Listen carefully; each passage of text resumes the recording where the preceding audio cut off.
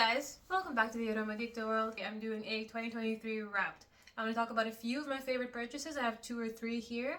I'm going to talk about the worst releases in my opinion, sadly. And I'm going to talk about the best releases. So let's get into it. So I came prepared, I wrote down my little list and everything. And I'm going to start with my best purchases. These did not per se come out in 2023, but this is when I purchased them. Starting off with La Capitale by Xerjoff La Capitale, you guys have heard me talk about it before. It's strawberry, it's caramel, it's the smoothest leather you've ever smelled in your life. It has this amazing scent trail that just follows you everywhere you go. Lasting power is good, it's 7 hours. I would hope for more always because I love a beast mode perfume, but it's good. Projection is nice. Also, I bought this on Beauty Now and I am a Beauty Now affiliate, but I paid for this with my own money. I'm going to try not to talk too long about these perfumes because I have like 12 more to talk about. The next is a perfume I don't think I've talked about yet. This is Lust in Paradise by Nihilo, and it is such a beautiful perfume. If I were to make a wedding perfume video, this would be one of my top contenders. This has this beautiful pink, fresh peony. There's a little bit of pink pepper. It is clean. It is the cleanest fragrance in my collection, and I'm not a clean perfume girl. But it smells like you just got out of the shower and you wash with like some kind of rosy peony shampoo. It is fluffy and ethereal and makes me feel like the prettiest girl in the room. And it doesn't last very well on skin, which sucks. But on clothes it projects beautifully. Again, it's one of those wide sillage perfumes. And I got mine secondhand because I love a deal. So I don't mind spraying a little bit extra. The bottle is beautiful. Another thing that makes it amazing for wedding photos. Lust in Paradise by Nihilo. Love her. And last for my favorite purchases of 2023 that didn't necessarily come out in 2023, we have 100 Silent Ways by Nishane. Guys, I killed this bottle. I think I got it in like April or May and I love it so much. I first tried it 2 years ago and then I wasn't really into it. But then I went with a friend to Skins Cosmetics and I sprayed it on her and it smelled amazing, and I sprayed it on my own skin and I was like, where have you been? Why have you been hiding from me? So I had to pick up my 50 ml and it is dead, but I have 100 ml backup, so it's totally fine. A lot of you know her. It's peachy, gardenia, creamy with a vetiver base for a little bit of kick. It's a very feminine, happy, like a happy-go-lucky fragrance that I really love wearing in spring and summer. Next, I want to move on to the worst releases. Okay, and we're starting off hot. Burberry Goddess. I love the bottle, Burberry Goddess. I love the marketing, but the perfume itself fell flat for me. I knew it would though. I was pretty sure I wasn't going to like it because it has a lavender note, and I do not like lavender. And even though it's not the super strong lavender you get in like Guerlain or something, it still does something kind of bathroom air freshener to my nose, which makes me not enjoy it. I didn't get much vanilla from it. I got 0 ginger, I got 0 cacao. And I'm sad because I would love to add Burberry Goddess to my collection, just for the bottle, honestly. But she didn't work for me. Next, I have Acro Bake. I got a decant of it and let me spray it. I didn't hate it or anything, but as you can see, I only have a decant and not a bottle. It just has like this lemon candy vibe that I can't like vibe with.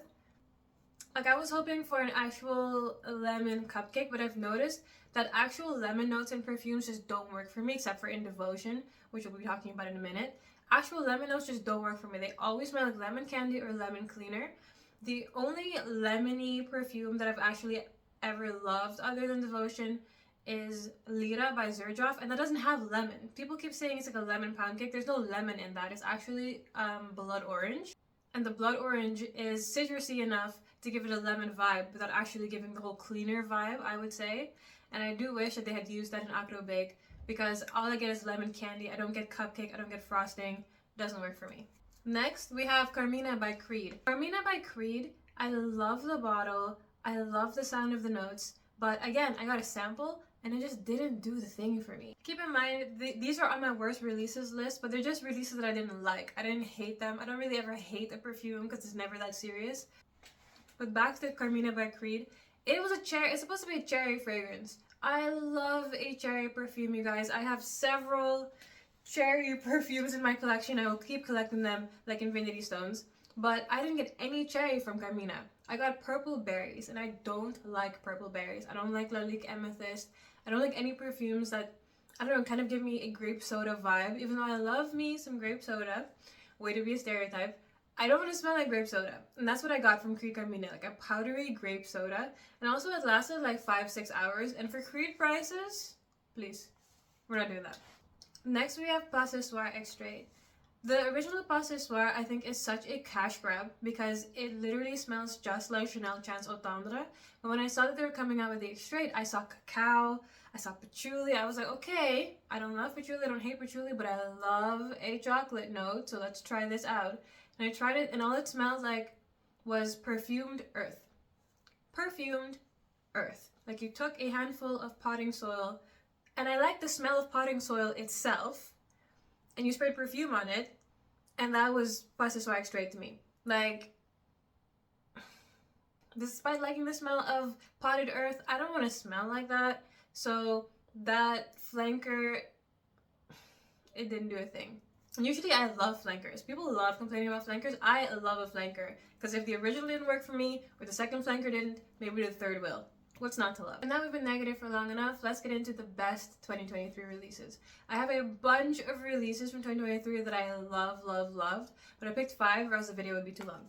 But if you go into my Instagram, I made a list of 10, so if you want to see my favorite releases of this year that are in my collection, you can check that out. I'll be sure to link it. But anyway, top 5 releases of 2023. Starting off with Bonbon Pop by the House of Oud. Guys, Bonbon Pop has a peach note. There's brown sugar. There's coconut. There's this woody base in this. And the bottle is divine. A friend got me a sample when she went to Essence last year. And she sent it to me. And I was immediately in love. I was so hyped when We Sense Official said that they would send this to me to review. Because I knew I loved it. So that was like an easy review to make. It's an easy collab. It smells creamy. It smells inviting, it smells fun. It is a warm weather gourmand that you can smell all around you. Some people do find the patchouli heavy in this, like my boyfriend can't stand it because of the patchouli, he's not a patchouli person.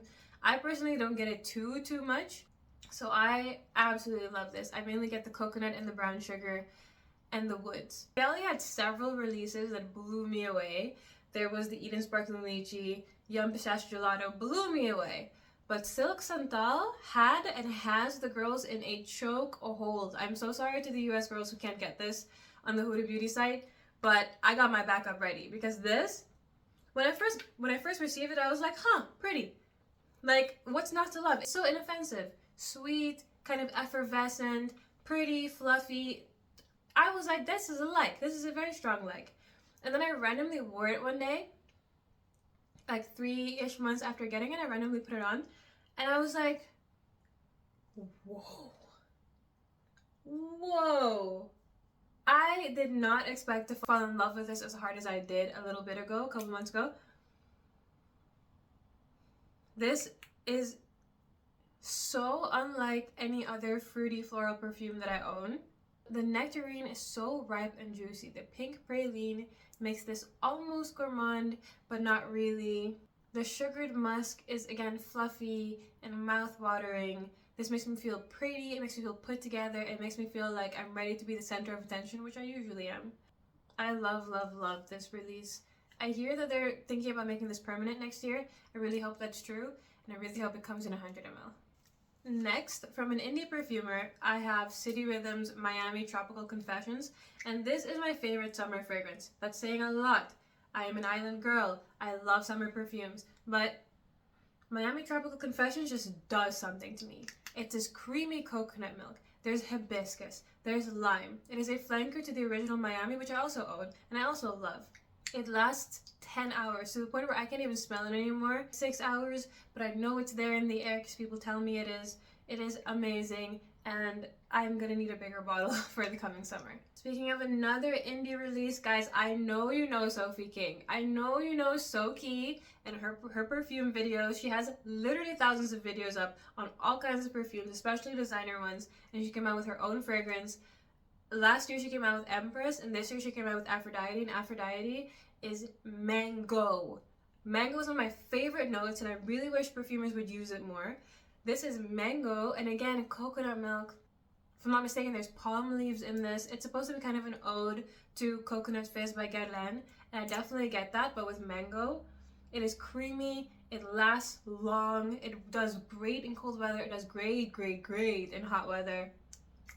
The bottle is adorable. It gives me Britney Spears vibes. I first bought the 15 ml of this, and I love that she does 15 mls. And the moment I received it, I was like, oh, I should have just gotten the big bottle. And then I did. Love Aphrodite. Highly recommended, and it's actually my favorite mango perfume ever. And last but not least, for my favorite 2023 release, Devotion by Dolce & Gabbana. Guys, hate the brand. Love this perfume. I actually finished... I actually finished a 30 ml of this, so this is like completely gone.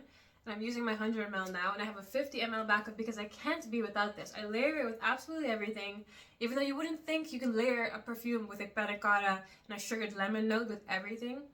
But this blew me away. It is the first lemon perfume, the first overtly, mostly citrus perfume that I've ever fallen in love with. This is sugared lemon, orange blossom, panna cotta, amazingness. I also love the bottle. I don't know, there's something about it that like really gets me. And it's also a citrus perfume that lasts. Spray it on clothes and it lasts all day. Oh my gosh, guys, I just finished filming and I realized that I forgot to tell you about a perfume release that I actually despised this year. And I feel bad because I said I don't hate perfumes, but I did hate this one. I don't know if I do now because I haven't tried it in forever. But Amouage Guidance, literally, and I do not exaggerate when I say this, it literally smelled like goulash on me. It's a very specific kind of soup. I couldn't get anything, and I don't even mind Kayali what I have possibilities. I've had Angel Nova, but I couldn't get anything other than vegetable soup stew out of the sample that I had, and it was beast mode. I couldn't get it off. That one was #1 worst release to me. Who knows, maybe this year I'll try it again and I fall in love. I would love that to happen. I would love it, and I would kind of hate it because it's expensive. But as of right now, can't stand it, no way. So there you have it, guys. That's my 2023 fragrance wrapped video. Tell me which perfumes you loved in 2023. Best purchase, worst purchase. Tell me all about it in the comments. Make sure you're subscribed. Thank you for spending time in the Aroma Dicta world, and I hope to see you next time.